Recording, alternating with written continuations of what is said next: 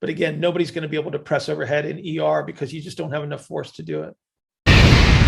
Good morning. Happy Friday. I have Neuro Coffee in hand and it is perfect. All right. A busy Friday as usual, a little behind schedule, so we're going to dig straight into today's Q&A. This is with Manuel. We were talking about the knees moving away from midline in a squat and how that would relate to what we would see in pressing movements. So we can alter grips on a bar, but what are we going to see in regards to how we adjust the upper extremities under load as we would see in a squat? And it turns out we're going to see very, very similar strategies because the principles are the same. So we have structural issues that are going to be influenced. And so your archetype is going to help determine what ranges of motion that you're able to access most easily. So for instance, if you're a wide ISA, you're going to be biased towards being a better bench presser than you are an overhead presser. It doesn't mean you can't press overhead. It just means that from a structural standpoint, it's easier for you to access those ranges of motion. If we have superficial compressive strategies that have been superimposed, then obviously that's going to limit the spaces that we can access as well. And so we discussed that in reference again to how we're going to see this show up in a pressing motion. So if you're wondering why you see some people needing wider stances, why you see knees moving away from midline under certain circumstances, this will give you that explanation. So I think you'll find it useful. If you would like to participate in a 15-minute consultation, please go to askbillhartman@gmail.com, askbillhartman@gmail.com. Put 15-minute consultation in the subject line so I do not delete it. We will arrange that at our mutual convenience. Everybody have an outstanding weekend.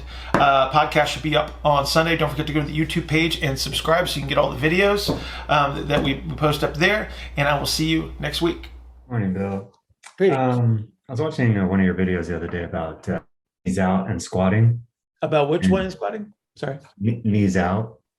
Oh, okay. Mm-hmm. Yeah. So the person was asking, if they have their knees out, where are they getting the IR? And you were talking about the femur getting the IR when you're knees out because you're compressed A to P. Yep.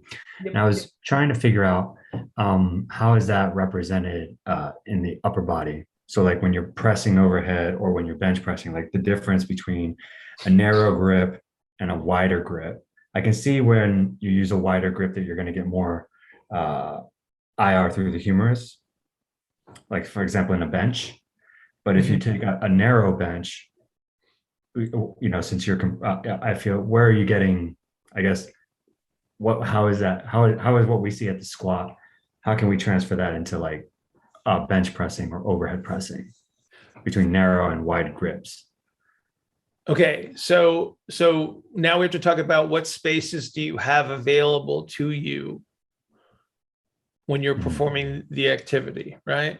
Mm-hmm. So when we talk about somebody that is moving the legs away from midline, so the reason that they're doing that is because they don't have a space in front of them, right? And so they have to orient outward to get into a space that allows them to move and still allows them to apply pressure to the ground. That kind of makes sense, right? So what's the difference between a squat here and a squat there is where I have that space. So if I'm trying to move my grip inward, so if I'm doing a press on a bar, are we talking about like a flat press, like a? Yeah. So I was thinking either like narrow versus wide grip bench press, or just like narrower versus wide grip overhead press. Yeah. Now we got a frame of reference. Okay. So if I don't have access, so if I'm compressed A to P, my ERs move away from midline, right? So if I am intentionally bringing my grip inward and I do not have access to that space, you will have to create a compensatory strategy. So what do you think you're going to see under those circumstances? If we're just talking about a squat and I brought somebody's feet closer together and they do not have that space, what would they do with their knees? They would either bow their knees out, or in the case of a narrow stance squat, I see more like lower back rounding. Like if they try to do a narrow stance. So again, so if I brought their squat in, their knees are going to go out, right? Okay. So do you think you've ever seen that with somebody trying to do a close grip bench press where they can't keep their elbows in, right? So Mhm. they push it out, or they turn their hands, right? So Mhm. this would be like somebody that toes out as a substitution, right? So you're going to Mhm. kind of see that, you're going to kind of see the same orientations on the bar that you would see with the feet on the ground. Mhm. Now, if somebody does have the capacity to hold their arms in a straight line and they still don't have access to that space, now you're going to start to see a proximal representation where you're going to see somebody that looks like they're elevating the scaps. So there's your substitution for the internal rotation. That's an internal rotation representation, because what they did is they elevated up and out this way to create the ER, and then the IR is through the spine, right? Because a shrug is just an internal rotation. If I shrug on both sides, I'm internally rotated on both sides, and I'm just shoving them forward.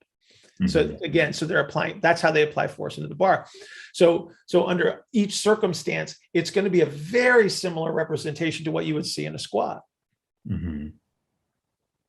And then if you were pressing overhead, if you were going from like a narrow press versus something that's a little bit more open and less range of motion Yep. overhead, Yep. you would have in the wider grip, you would say that humeral IR, but then here you're getting your IR, I guess, through just that shoulder flexion. Probably you're gonna so what you'll see you're gonna see the elbow turn outward more in the overhead position, or they're gonna push their head and their thorax forward more, Mhm. right? Assuming they can get the bar into that space. Right. Okay. So again, it Mhm. just becomes a magnification of where you can capture the internal rotation. If I have enough space to get the arm overhead, they'll probably turn outward. It's an internal rotation. The elbow is going to point out more, right? Where you, Mhm. like I said, and we've talked about this a little bit before, where where you have those people that look like they're sticking their head through the window at the end of Yeah. a press. And under most circumstances, because of the amount of internal rotation force that you need to apply to the bar, you're going to see an element of that. The question mark is it exaggerated to Mhm. a degree that you don't appreciate? So with the squat, narrow versus wide, if your ability to go narrow is your ability to uh, have that relative motion in the pelvis. With the upper body lift, it would be, I guess, more, was it relative motion in the rib cage, or just that ability to expand the rib cage A to P to get into those narrower spaces? Is that the same Well, representation? I would question whether they actually have anterior posterior expansion versus are they just shoving the spine forward into IR, right? So just because you see what appears to be an expansion in the chest, if the spine is pushing forward, that's just the internal rotation representation, and then I have to move the rib cage forward in response to that, right? Right. But your ability, if you can to get, in order, if you wanted to obtain, say, a narrower grip and complete the movement, I guess what's the pelvis of the upper body to get you to have that? Because you need the pelvis to have that relative motion for a narrow stance squat. So Right. we're If hang on, we need if that, we need the sternum to, that pump handle and that yeah, thoracic, I guess, movement to expand so that you can get into those spaces, okay, but those narrow spaces. with an external load, you're Right. going to be compressing to push that into to press that upward. So again, this is where you're going to see. So even though the grip is narrow, you're still going to see the elbows moving away from midline as they move through the spaces where they would be most compressed. So the upper thorax is going to get compressed in a heavy overhead press under all circumstances. Nobody's going to get to that space with full relative motion of ER. So you're never going to have full anterior posterior expansion. You're always going to see some deviation away from midline. Don't pay attention to the hands. Look at everything else as they're moving it through space, and then they're going to be able to straighten the elbow. But again, you're going to get the internal rotation at the top under almost every circumstance, because they have to move into an ER space. That ER space moves away from midline under all circumstances under load. Okay. It's Yeah. just a matter of degree as to how difficult it is. And then what other strategies can they use systemically? So if you were doing like a one arm overhead press, I mean, there's a whole lot of stuff that can go on there. That there's a lot of turning that can take place. Right. You can orient yourself away from that press to get the arm overhead. When you're fixing it on the barbell, you're only allowing the turns to go A to P, right? But again, nobody's going to be able to press overhead in ER because you just don't have enough force to do it.